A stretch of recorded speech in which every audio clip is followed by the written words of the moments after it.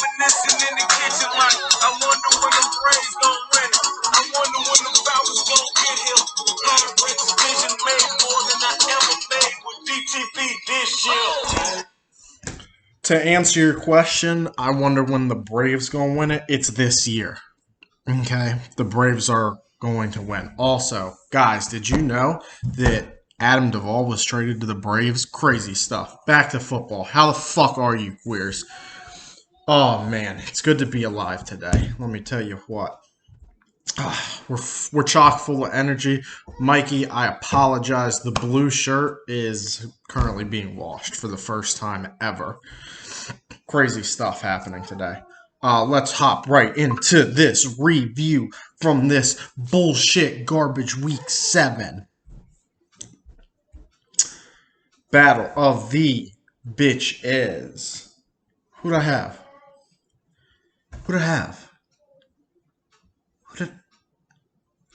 Kyle Andrew? That sounds right. Yeah, Kyle. Who I don't know. I don't even know who's managing his team anymore. Now that Kyle has been put to rest, Andrew won a pretty non-competitive game while having Patrick Mahomes score him 5.7 points. Crazy stuff there. Also, Evan Ingram can't catch. Cut him. Fucking faggot. Yeah, Kyle has lost 4 games consecutively. Now, if you don't know what consecutive means, that means one right after the motherfucking other. Okay? Consecutive. Yes, little shit?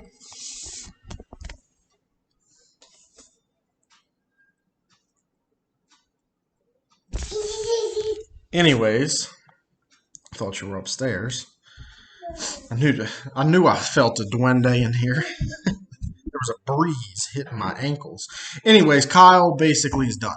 He was 3-0, number 1 in power rankings, and has completely died. Completely died. Like, he's that close to being last place. But I'll hold that for now with Keith. Moving on. Keith and Schnars. Could have been a competitive game if Schnars... Yeah, stop. Stop that. Could have been a competitive game if not for Matthew Stafford being the racist that he is. But it is what it is. I guess everybody's just going to have to... Can we not?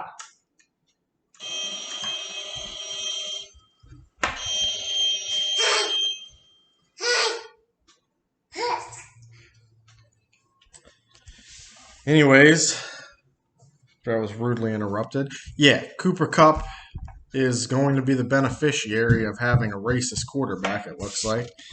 So good for him, I guess. But no Devontae this week coming up. We'll get to that in the preview. But Schnars wiped the floor with Keith, as do everybody else in this league. Yeah, moving on. Bruner beat me in by far the lowest scoring game of the week.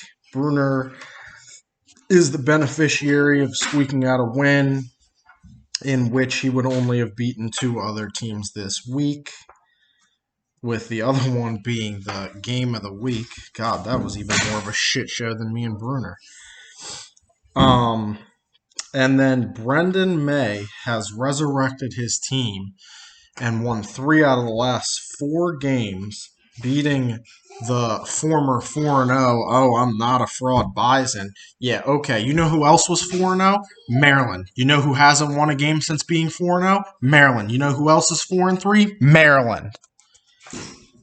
God, like, you're the definition of a fucking fraud. You can join Maryland and the Denver Broncos. Good God. And your game of the week, this was just a fucking awful game. Terrible. 119 to 107. I almost beat those teams. On a side note, if buys don't fuck me, I compete with Schnars for highest scoring week. Fuck all of you. Anyways,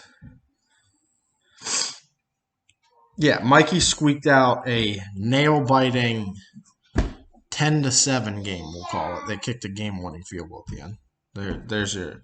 It essentially looked like the Monday night game. Some dog shit, right? I mean, you had Derek Carr versus Jameis Winston. It says Derek Carr's off your roster now. Did you cut him?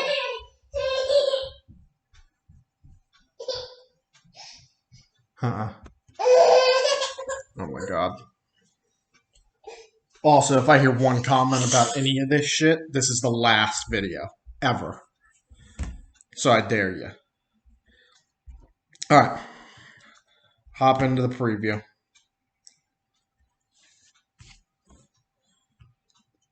Come on. Alright, week 8, what we got? Battle of Bitches. Obviously, I won't put myself in it. And then me and Keith are 2-5. Won't do it. So, how about a Battle of the Bitches / Game of the Week at the same time?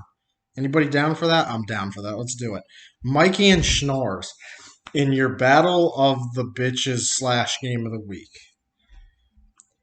This should be interesting, seeing as how Schnars is going to not have Devontae Adams, but his quarterback is also Aaron Rodgers. And guess what? Aaron Rodgers will also not have Devontae Adams. Or Alan Lizard. Or anybody, I guess. So we'll see how it's going to go. Mikey gets Justin Herbert back. Maybe he'll get Nick Chubb for the first time this year. Who really fucking knows? Yeah. Right now they have Schnars slated to win 56% to 40 or 50. No, 56 to 44. Yeah. Okay, moving on. We'll go me and Keith. It's Keith Hate Week. Everybody knows this. It's Keith Hate Year, really. It's Keith Hate Life. Everybody hate Keith for life, you know? You know what I'm saying? Hey, Keith. Yeah, she said. Anyways, me versus Keith. I don't know why they have him pick to win right now, 55 to 45. But yeah, I mean, I don't have a tight end in. Hang on, let me just for. I gotta add a tight end. Yeah, we'll get there when we get there. It'll be all right. But your boy gets his receiving core back. I mean, it is just so loaded. Who's supposed to stop this? Michael Pittman, DJ Moore, CeeDee Lamb, Deontay Johnson, and I get the Bama Turtle back, Jerry Jeudy. Like, who's stopping this? Good luck. I mean, you have Tyler Boyd right now in your number 1 receiver spot. Big fucking yikes. Marvin Jones, have it.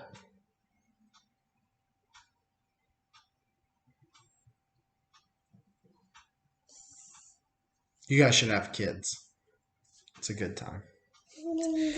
Am I right? Half squat? Yeah, yeah. Anyways, yeah. I'll be taking care of Keith, and that'll keep me alive for a potential playoff spot. So we'll see. And this should, theoretically, this week should end Keith Heckler's season, and he'll be playing for next year. And that could be happening in this next game between Half Squat and Kyle. If you guys remember, they had a nice tank off last year. This might kick it off for one of them this year. They have Half Squat winning 61% to 39%. Currently, he gets Amari and Dak back this week. Maybe Dalvin plays. Maybe Dalvin dies. Who fucking really knows with Dalvin Cook? God, he's the biggest mystery in the world. But yeah. And, I mean, Kyle's fully imploded team is just dead and gone. Chase Edmonds, Zach Moss. Those are your running backs. This man, he had Christian McCaffrey and Clyde Edwards-Helaire. He has Cam Akers now. I mean, ETN. It is a joke. Would you guys say that Kyle is the Cleveland Browns of this fantasy league? Because your players just go there to die, other than Myles Garrett. But we all know Myles Garrett. He was built in a lab, so he's different. Yeah, anyway, you guys let me know. Or is he the Jets? I don't know. Whichever organization you consider to be worse. I guess right now it'd be the Jets, but the Jets they never went 0-16. I don't know. See the Lions? Maybe. I don't know. Next, Bruner and Bison battle the 4-3 teams here. While it looks like a good matchup, you're talking about a Bruner team that has been riding a little bit of a streak to get to 4-3. And Bison's also been riding a little bit of a streak, but going this way, and the skid marks are showing. They have Bruner slated to win this 74 to 26% right now. And that is solely based off of Bison not having a tight end, so I can't imagine this is going to go well. Yeah, but you might get Deshaun Watson back never, so that's good. So that's really good. Yeah. Yeah. We went over Boston, so I'm not going to trash him any more than I need to. Bruner, though, Bruner's team is fake as well. Don't care. Don't care. Lastly, Andrew, the team that seems to be unstoppable right now because of Derrick Henry, plays Brendan. Brendan, who declared himself dead in the water 4 weeks ago when he was 0-3, is now 3-1 in his last 4 games. And yeah, maybe this keeps Brendan alive. Well, Brendan is alive, whether he wants to be or not. But somebody stop Andrew. And whoever let him get away with Jamar Chase, kill yourself. Kill yourself. Alright, well, that's going to wrap it up, boys. I hope you guys enjoyed this very weird review today.